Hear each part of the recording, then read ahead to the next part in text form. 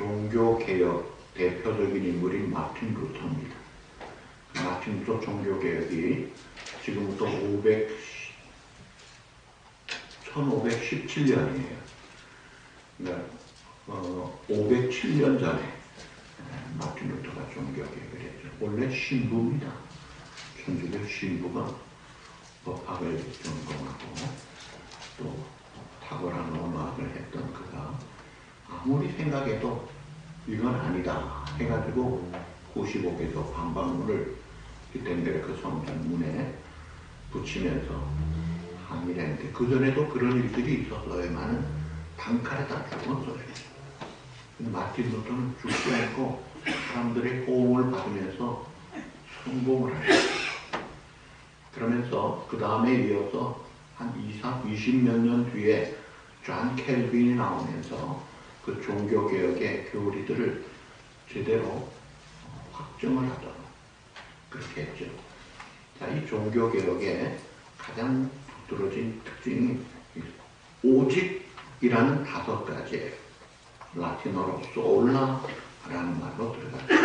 그 첫 번째가 뭐지요? 오직 성경입니다. 솔라 스크립토라. 오직 성경, 그 다음에 오직 믿음, 오직 은혜, 오직 예수 그리스도, 오직 하나님께 영광. 이 5가지. 제일 중요한 것이 다 중요하지만 출발이 잘 돼야 돼요. 오직 성경, 이게 중요한 거예요.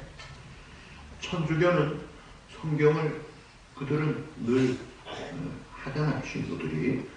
근데 그들은 솔라 스크립투라가 아니고 프리마 스크립투라. 첫째 성경, 둘째 아포크리파 외경, 셋째 교황의 말, 넷째 추기경의 말. 다 같이 성경의 권위를 두고 있습니다. 이게 이제 문제인 거예요. 우리는 오직 성경으로 천주교 신부가 대담을 전에는 나왔는데 요즘 안 나와요. 그 라디오 코리아 토요일에 제가 차를 타고 가는데 어느 신부가 대담을 하면서 하는 말이 아주 멋진 이야기를 해요. 기독교는 오직 성경만 믿는데 우리 천주교는 종합적으로 믿습니다. 그렇게 말하더라고요. 종합해서 믿습니다. 종합한다는 게 좋게 들리잖아요. 그래서 이야, 여러분 성경이 뭐라고 말합니까? 디모데후서 3장 16절에 모든 성경은 하나님의 감동으로 된 것으로 성령이 감동하셔서 그래서 아시아, 아프리카, 유럽에 그 40여 명의 저자들이 서로 다른 직업에 서로 모르는 사람들이 기록을 했는데 초점이 똑같이 맞춰져 있어요. 한 사람이요, 초등학교 때 쓴 글과 고등학교 때 쓴 글과 청년기, 장년기, 노년기 쓸 그 사상들이 다 다릅니다. 한 사람도 글들이 달라지고 생각이 달라져요. 그런데 이것은 왕도 있고 선지자도 있고 제사장도 있고 의사도 있고 농부도 있고 각양각색의 어부 출신 제자들도 많았죠. 이런 서로 모르는 사람들이 썼는데 이게 정확하게 구약은 오실 메시아 예수 그리스도에게 맞춰져 있어요. 그 다음에 신약은 오신 예수 그리스도의 복음서와 다시오실 예수 그리스도를 향해 또 맞춰져 있어요. 이 짝이 딱 맞춰 들어가게 되어 있습니다. 그리고 성경이 해석하게 되어 있습니다. 그래서 우리가 관주 성경, 크로스 레퍼런스, 그것이 매우 중요하죠. 성경을 우리가 보면 이게 조직적으로 된 게 아니에요. 그냥 태초에 하나님이 천지를 창조하시니라 다시 오시리라.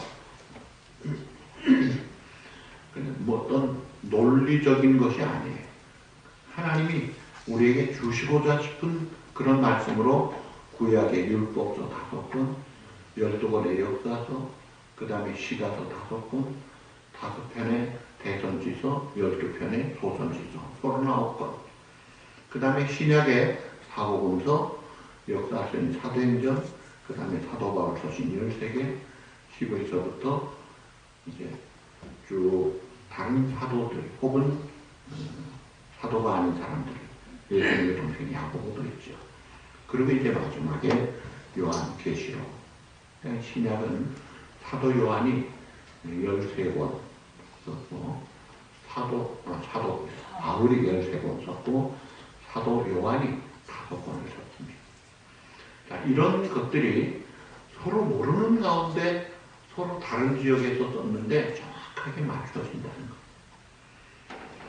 성경을 쓰신 목적이 뭐냐? 하나님이 성경을 주신 목적이 디모데 3장 14절에 보시면 15절에 너희가 어려서부터 성경을 알았나니 이 성경은 너희로 하여금 예수 그리스도를 믿음으로 구원에 이르게 하는 지혜가 있게 하느니라. 구원의 목적으로 성경을 주셨다. 이 성경은 엔사이클로피디아, 대백과 사전이 아니에요. 성경에 구글쌤이 안 나옵니다. 성경에는 한국 역사도 없습니다. 이 성경을 쓴 목적이 과학적 목적도 아니고 우리를 구원하기 위하여 하나님이 성경을 주셨다. 그리고 하나님의 사람을 구원할 뿐 아니라 이는 하나님의 사람으로 하여금 온전하게 그 인격과 삶을 또 사역을 온전하고 능력 있게 하도록 이 성경을 우리에게 주셨다. 그렇게 성경이 증가하고 있습니다. 그래서 우리는 뭘 믿어요? 로마서 10장 17절에 보면 믿음은 들음에서 나며 들음은 그리스도의 말씀으로 말미암았느니라. 하나님의 말씀을 믿는 것. 성경에서 무슨 타임지, 무슨 유명한 노벨 문학상 작품 그런 거 해설하는 데가 아닙니다. 교양 강좌하는 데가 아니고 우리의 영혼의 구원에 대해서 그리고 구원받은 자로 하여금 온전함에 이르도록 하기 위해서 성경을 주신 것입니다. 굉장히 중요한 성경이에요. 그래서 우리가 성경을 사랑하고 성경을 읽는 자, 듣는 자, 특별히 지키는 자가 복되도다. 이 성경 말씀대로 살면 하나님이 보장하십니다. 만약에 성경대로 살아도 하나님이 보장 안 하면 하나님이 없거나 거짓말쟁이죠.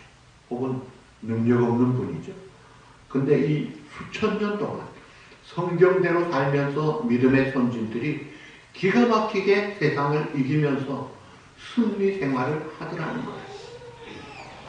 그러니까 이미 많이 검증된 것을 우리가 알고 있는 시대에 이 성경을 대하는 거예요. 자, 성경이 이렇게 중요하다는 것을 먼저 말씀드리는 이유가 있어요.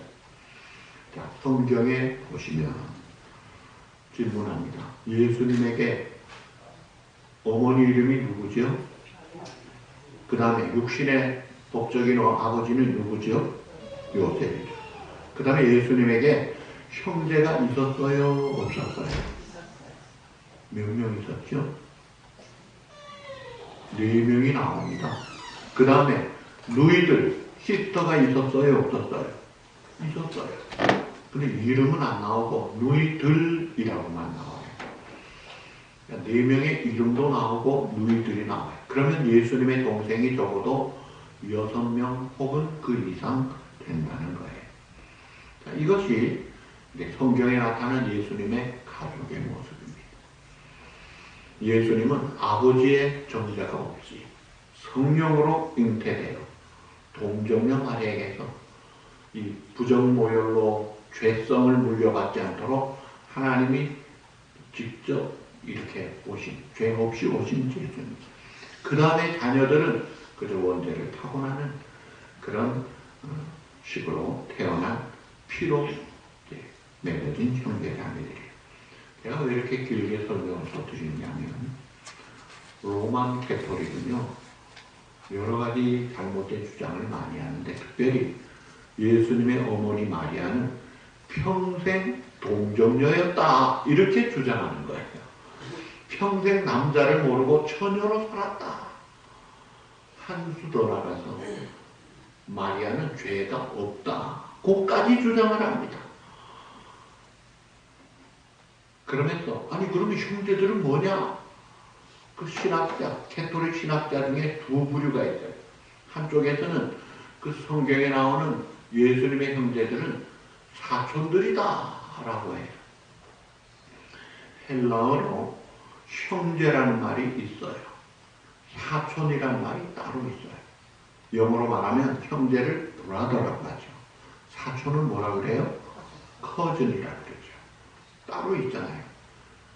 그런데 성경에는 이 예수님의 동생들을 한 번도 cousin이라고 말한 적이 없어요. 그 예수님이 동정녀 마리아에서 나시고 그 다음에 이 마리아는 계속 동정녀라는 걸 주장을 해야 되니까 그건 아니야, 거짓이야 이렇게 성경이 아닌 주장을 할 뿐이에요. 또 한 부류의 신학자는 그보다 더 엉뚱한 주장을 합니다. 예수님의 아버지 요셉이 결혼하기 전에 이미 결혼해가지고 낳은 자식들이 많이 있었다는 거예요. 그 자식들이 아들이 넷이요 딸들이 2명 넘게 있었다 라고 주장을 합니다. 전혀 성경에 근거가 없죠. 만약에 예수님이 결혼하기 전에 요셉이 나이가 많은 사람이 호레비가 돼서 결혼했다면, 자, 고적가로 베들레헴에 갈 때, 그 다음에 거기서 애굽으로 피신할 때, 애굽에서 나사렛으로 다시 돌아올 때, 그 다음에 생활 속에서 왜 그 형제들 미래 언급이 전혀 없어요? 성경은요, 예수님의 족보부터 4명의 여자가 마태복음에 나옵니다. 보통 정상 여자는 나오지도 않고 기세 라합, 우리아의 아내 바세바, 모압 여자 룻, 이런 식으로 유다의 그 자부하고 유다가 결혼이 아니라 동친해가지고 나온 자식, 그런 이름들 아주 부끄럽고 감춰야 될 것들을 아주 쪽집게 찝듯이 쫙쫙 드러내고 있는 게 성경이에요. 그런데 이 성경이 예수님의 어머니, 그 아버지 요셉이 일찍이 결혼해서 많은 자식이 있었고 호레비로 마리아와 결혼했다면 왜 그걸 말하지 않겠습니까? 이 엉터리 주장하는 이 처녀성을 주장하기 위해서 완전히 성경에도 없는 비성경적인 주장을 하면서 그 마리아에게 빌자. 그래도 그 마리아가 효과가 있지 않겠느냐. 이게 이제 그 당시 옛날에 로마 시대의 헬라 문화. 제가 영어 중학교 때 우리 강창구 선생님 헬라 신화를 많이 이야기했어요. 김봉철 집사님들이 고등학교 영어 선생님 하셨는데 그 헬라 신화를 이야기해 주면서 뭐 재밌게 이야기를 하죠. 그래서 저는 그때는 잘 몰랐기 때문에 시랍 신화 영어 책까지 따로 사가지고 공부하고 그랬습니다. 거기에 보면 여신들이 어디든지 있어요. 이 여신을 숭배하는 게 그 당시에 일반 풍토였어요. 그래 놓으니까 여신화한 마리아를 만들려고 동정녀라, 영문이 동정녀라, 영원한 처녀였고 영원한 죄 없는 사람으로까지 분갑을 시켜놓은 거죠. 여러분, 이건 틀린 것이에요. 자, 왜 예수님의 이 형제들에 대한 말씀이 중요하냐면 성경을 우리가 믿어야 되는데 성경도 믿어야 되지만 그거 말고 외경도 동화복음도 있고 별시아나 복음도 있거든요. 여기 보면 이런 것도 있고 하면 그러면서 교황은 무호하다. 여러분, 교황은 무호하대요. 그걸 추기경단 회의에서 결정을 했습니다. 자기들이 결정하면 뭐합니까? 성경은 뭐라 그래요? 모든 사람이 죄를 범하였으며 의인은 없나니 몇 명이 없다고요? 하나도 없다고 했는데 교황은 예외로 무호하대. 근데 베네딕토 교황은 그랬어요. 나는 죄인이다 라고 고백까지 했어요. 그래도 그 주장을 하고 있습니다. 기독교의 바른 신앙에서 이 기독교의 독특한 것들이 있어요. 그게 이제 예수님의 동정녀 탄생입니다. 그리고 예수님의 대속의 죽으심입니다. 그리고 예수님의 부활입니다. 그리고 예수님의 재림입니다. 이런 독특한 것들은 우리가 핵심으로 누려야 될, 건물로 말하면 뼈대와 같은 건데 왜 교회가 무너지는지 아세요? 이런 독특한 것을 일반화시키고 상식화로 이해하려고 그러면서 그걸 법으로까지 만들려고 그래요. 기독교는 하나님의 말씀에 더하거나 덜한 것을 죄라고 해요. 하마르티아라는 이 헬라 죄라는 말이 무엇에 부족하다, 관역에서 벗어났다라는 뜻이에요. 죄를, 부족한 것을 죄라고 하는데 아이고 그냥 좋은 게 좋은 거지, 긍정시나 소망시나 그저 꿈을 갖도록 해야지 하면서 그 미국에서 제일 많이 모이는 대표적인 교회 중에 하나가 조엘 오스틴 목사가 심호하는 수만 명 모이는 교회죠. 긍정적인 파지티브 띵킹을 강조한, 얼마나 사람들이 열광하는지 모릅니다. 근데 거기에는 십자가와 죽음과 고난과 부활과 이런 것들을 빼버려요. 지옥 어림도 없습니다. 언급을 안 합니다. 어떻게 좋으신 하나님이 지옥을 만들겠느냐, 이렇게 말하니까 사람들이 듣기 좋거든요. 동성애, 아이고 뭐 요즘 다 하는 거 아니야? 선진국 치고 안 하는 데가 어디 있어? 그런데 UN 국가 가입 숫자가 200개가 넘는데 동성애 법제화를 인정하는 35개가 돼요. 지금 그렇게 주장해. 오히려 70몇 개 국가는 동성애를 죄로 인정하고 벌을 주는 국가들이 더 많습니다. 근데 이런 기독교의 독특한, 동성애는 죄다, 순리로 행하고 영리로 행하지 마라, 이런 것들을 교회가 앞장서 가지고 PC USA 교회라든지 UMC 교회, 얼마나 아름다운 전통들과 좋은 열매들이 많았는데 다 넘어간 거예요. 개혁주의라는 Reformed Christian Church of America, 이 RCA 처치마저도 동성애 인정하고 안수하고 있습니다. 다행히 미국의 제일 큰 교단 남침면 서던 베프티스트는 지키고 있죠. 우리 총회도 마찬가지, PCA 교단도 마찬가지. 이 PCA와 우리 교단과의 국민주 개혁주의 네이팍이라는 교단들이 성경을 침범하는 자들에게 이건 못 나가죠 라고 말해버린 겁니다. 예수님의 동생들이 예수님의 가장 가까운 그런 측근들 아닙니까? 그런데 그분들이 가족이면서 예수님에게 도움이 되지 못하고 오히려 다른 사람들보다 더 한 주 더 떠서 빈정거리고 조롱하고 있는 모습을 볼 때 참 안타까운 모습입니다. 오늘 1절에 보시면 그 후에 예수께서 갈릴리에서 다니시고 유대에서 다니려 아니하시는 유대인들이 죽이려 함이로라. 적대감이 많은 그 당시에 유대인 사회 분위기가 예수님에 대해서 호의적이지 않아요. 죽이려고까지 않아요. 그런데 그 중에 이제 가족들, 그 가족에 대한 내용이 마태복음 13장 53절에서 56절에 55절까지 우리 다 같이 한번 읽어보시죠. 예수께서 이 모든 비유를 마치신 후에 그곳을 떠나서 고향으로 돌아가 그들의 회당에서 가르치시니 그들이 놀라 이르되 이 사람의 이 지혜와 이런 능력이 어디서 났느냐? 이는 그 목수의 아들이 아니냐? 그 어머니는 마리아, 그 형제들은 야고보, 요셉, 시몬, 유다라 하지 않느냐? 그 다음에 56절에 그 너희들은 우리와 같이 있지 않느냐? 하면서 예수님의 실제적인 동생들 이름이 쫙 나열되고 있어요. 그런데 이 동생들이 지금 사람들이 예수님을 적대감을 가지고 죽이려고 하니까 굉장히 창피하고 괴로웠던 모양이에요. 아, 우리 형님이 그 좀 이상한 소리 한다면서 내가 하나님의 아들이라 나를 본 자는 아버지를 보았다.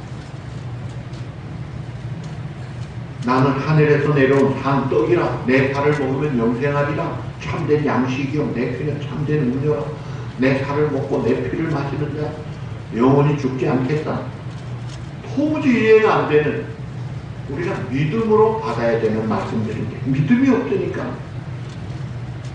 그래서 이 형제들이 2절 3절에 이렇게 봅니다. 유대인의 명절인 초막절이 가까운지라. 그 형제들이 예수께 이르되 당신의 행하는 일 제자들도 보게 여기랬거나 유대로 가소서. 이 시골에서 이상한 소리 하지 말고 유대로, 사람들 많은 데로, 예루살렘으로, 그런 데 가서 사람들 앞에 보란듯이 좀 해보세요. 이게 무슨 격려와 장려하는 게 아닙니다. 조롱하는 말이에요. 사설을 보시면 볼 수 있어요. 스스로 나타나기를 구하면서 묻혀서 일하는 사람이 없나요? 이 일을 행하겠거든 자신을 세상에 나타내. 묻혀가지고 뭔 일을 합니까? 나타내십시오. 모순적인 그런 생활하지 마십시오. 예수님을 인간적으로는 가깝고 잘 알지만 그 예수님의 신성이나 유일한 구세주 되심을 전혀 믿지 못하는 입장에서 이해가 안 되는 거예요. 근데 참 안타깝게도 신학을 전공한 신학 박사들 중에서도 이런 사람들이 꽤 많습니다. 한국의 어떤 신학교, 큰 신학교의 학장, 모든 종교는 다 똑같은 구원에 이르니까 기독교만 구원이 있다고 외람되게 전도하지 말고 선교사들 다 소환하라, 이런 주장을 큰 교단의 신학교 학장이 하고 있습니다. 전도하지 말래, 선교하지 말래, 각 종교마다 다 똑같이 극락한데 기가 막힌 일이죠. 그 사람이 예수 안 믿는 사람이에요. 그래서 교단에서 잘랐어요. 한국 감리교 신학교 학장 변선한 학장이에요. 잘랐어요. 그랬더니 신학교 학생들 76%가 우리는 학장과 운명을 같이 하겠습니다. 그 길 가겠어요. 기가 막힙니다. 본래 감리교가 얼마나 좋은 기관입니다. 그 존 웨슬리의 얼마나 뜨거운 전도가 불타는 성경이에요. 지금 이렇게 뒤집어지고 있는 거예요. 예수님 당시에도 예수님이 이런 소리 하니까 미쳤다, 귀신 들렸다, 뭐 자기가 하나님이라고 저 죽여야 되겠네, 이렇게까지 이야기합니다. 진리를 거부하는 그들, 그 속에 형제들은 어땠나요? 5절, 우리 다 같이 5절을 보십시다. 이는 그 형제들까지도 예수를 믿지 아니하니라. 형제들도 예수님을 믿지 않는 거예요. 않으니까 빈정거리고 조롱하는 거예요. 여러분 이거 볼 때에 목사의 아들이라고, 선교사의 아들이라고, 대대로 몇 대 예수 믿는 집안이라고 그 자손들이 예수 믿지 않습니다. 그런데 예수님의 형제도 예수 안 믿어요. 뭐 신학 박사의 형제가 아니잖아요. 예수님의 형제들이 안 믿는다니까. 이건 뭐예요? 영적인 문제입니다. 피를 나눈 가족과 차원이 다르다.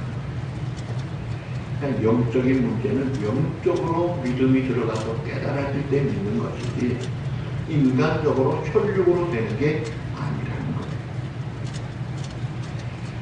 그리고 이 예수님은 가족들에게 거부를 당해서 상처도 받으셨고 그럼에도 불구하고 원망하거나 섭섭한 감정을 갖지 않으셨어요. 오히려 히브리서 2장 18절 밑에 구절 다 같이 보시죠. 그가 시험을 받고 고난을 당하셨으니 시험 받는 자들을 능히 도우실 수 있는.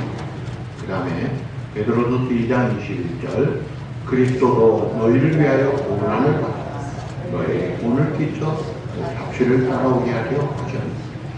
예수님은 왕가당하고 거부당하고 조롱당하고 뭐 하는 거요? 식구들한테 동생들한테 따돌림 당하면서도 오히려 고난당한 자들을 능히 도우시고 도움이 되셔서 확장하시기를.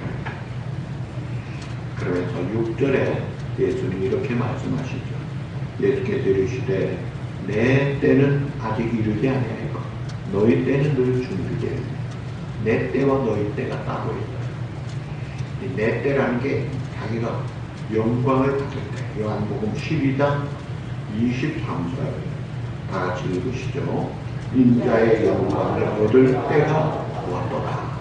자, 그러면 영광을 얻을 때라면 뭐예요? 사람들에게 와 추앙받고 박수같이 받고 존경받아야 되는 게 영광의 때라 생각하세요.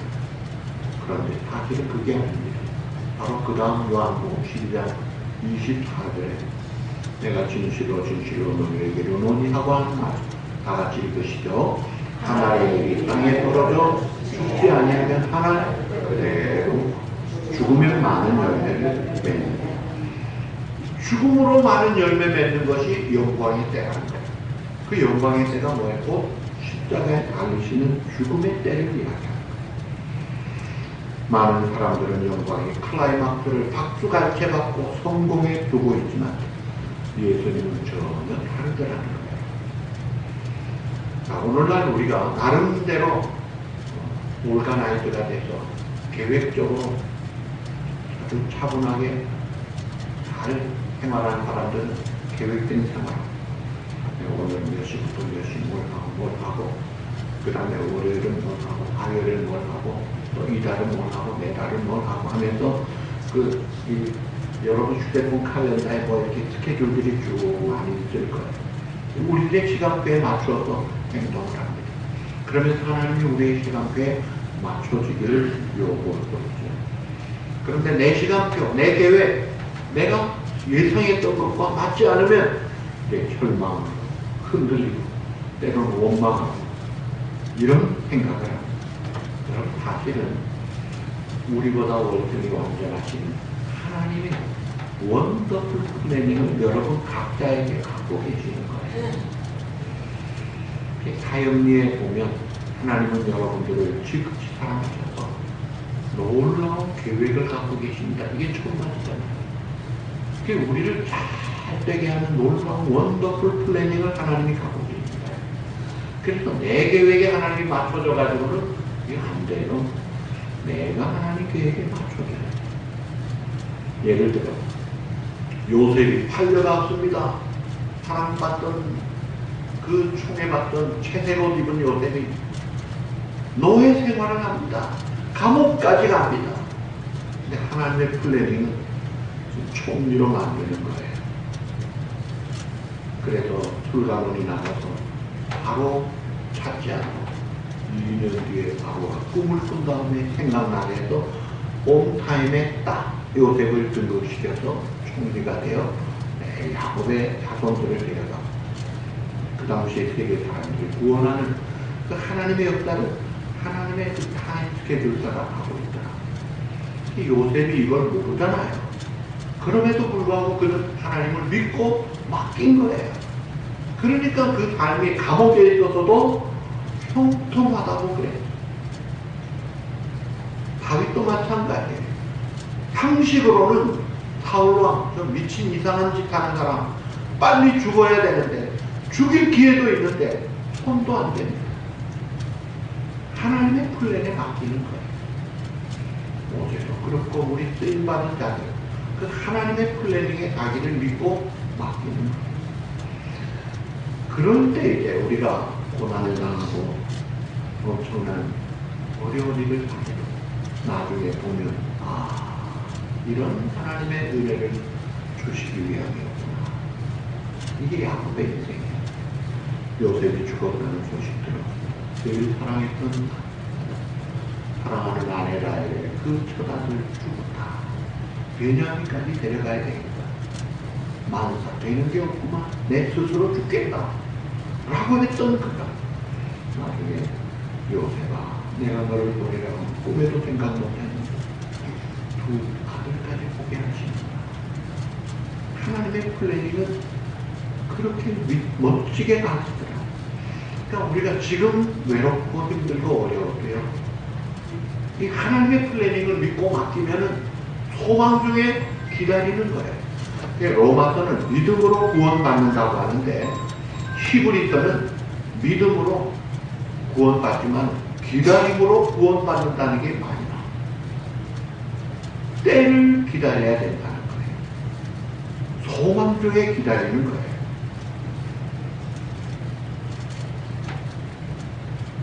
말씀을 정리하면, 자, 이제 형제들이 예수님을 몰라가지고 올라갑시다 하고 자기들끼리 올라가고 예수님 홀로 남아있습니다. 그리고 나중에 조용히 이제 올라가셨긴 했어요. 예수님은 가족들에게 따돌림 당하고 왕따당하는 외로운 존재였어요. 불쌍합니까? 바로 신앙의 본질은 외로움을 통과해요. 만약 여러분에게 참된 복음이 있고 내가 받은 구원의 확신이 있다면 고독, 외로움 두려워할 이유가 없습니다. 진짜 두려워할 것은 내 안에 진리가 없을 때 이게 두려운 거예요. 내 미래 보장이 없을 때 이게 겁나는 거예요. 고등학교 때 친구들 열심히 공부하는 좋은 친구들이었어요. 상지야, 너 예수 믿고 천국 가야 되지 않겠어? 너 죽은 다음에 어떻게 될지 알아? 그걸 어떻게 알아? 그러니까 예수 믿어야 돼. 아유, 지금 공부밖에 할 거 없어. 삼합 사람 3시간 자면 서울대학 가, 4시간 자면 떨어진다고 그 앞에 붙여놓게, 지금도 투병 중에 아버지는 나를 기대하고 계신다. 글자 써놓고 보세요. 서울대학 조고과에 가서 카이스트 명예교수로 은퇴까지 했는데 지금 어떻게 사는지 모르겠어요. 좋은 친구들, 여러 친구들 만나 물어보면 아이고 그걸 어떻게 알아? 덮어버려요. 그냥. 어리니까 덮을 수 있죠. 연세가 드시면 어떻게 해야 돼요? 죽을 날이 언제인지 모르는데 그 다음 대책이 없으면 어떻게 돼요? 노후 대책은 잘 할수록 노후가 편안하고 좋잖아요. 근데 훨씬 중요한 게 뭐예요? 사후 대책이라고 제가 이야기해요. 사후 대책이 없으면 안 된다. 내가 진실로 너희에게로 너는 믿는 자는 영생을 가졌나니. 마태복음 6장 47절. 하나님이 세상을 이처럼 사랑하사 또 생명을 주셨으니 누구든지 그를 믿으면 멸망하지 않고 영생을 얻게 하려. 우선 영생을 얻고 가야죠. 죄 용서 받고 하나님의 자녀로 바꿔놓고 그 다음에 또 하나님의 사람으로 아름답게 살도록 그렇게 해야 되지 않느냐. 진리가 없을 때 이게 문제인 거예요. 내가 좀 불확실할 때, 믿음이 없을 때 이게 심각한 거지. 친구가 많고 적고 식구가 있고 없고 뭐 남편이 잘해주고 안 잘해주고 있고 없고 그게 문제가 아니에요. 진짜 중요한 것은 우리의 영원한 유일한 구주되신 예수님이 내 안에 계시는가. 진리 되신 예수님을 믿고 의지하고 따르고 있는가. 그러면 더 이상 미래 불안감이 없다. 주님과 동행하는 삶, 외로움과 왕따다는 거 두려워하지 마십시오. 진리를 지킨다고 해서 사람들의 손가락질을 받을 때 하지 마십시오. 요즘 거짓 목사들이 많아요. 거짓 목사들의 특징은 사람들이 듣기 좋은 소리만 하는 사람들이에요. 그러니까 동성애도 좋게 다 포용하는 게 좋지 않느냐. 물론 동성애를 하는 사람들 잘못했지만 사랑하는 마음으로 전도하고 그들을 잘못된 걸 고쳐주도록 해야죠. 근데 그 사람들을 인정해서 5대인 패스터로 그렇게 하면 되겠느냐 이거예요. 저는 동성애에 대해서 결론적으로 이야기해요. 성경에서 틀린 거로 확실하게 아주 돌마다 죽을 죄라고 이야기하잖아요. 그리고 종족을 하나님이 생육하고 번성하라고 했는데 동성애하면 생육이 됩니까? 아이고 뭐 그래도 입양하지 뭐. 그 입양한 자녀들 거의 대부분이 다 불행합니다. 문제가 많습니다. 제대로 교육이 안 되죠. 세 번째, 질병이 나오잖아요. 에이즈가 나오고 요즘 자꾸 거기에도 나오잖아요.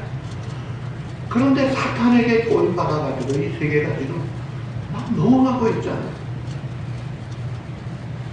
우리가 바른 가치관을 가지고 종교교육자들이 첫 번째 솔라 스크립트라, 오직 성경, 성경대로 믿고 성경대로 소망 가지고 성경대로 능력 있는 삶, 승리의 삶, 주님과 동행하는 풍성한 삶을 살아가는 성경 중심의 복된 성도 여러분 되시기를 우리 주님의 이름으로 축복합니다.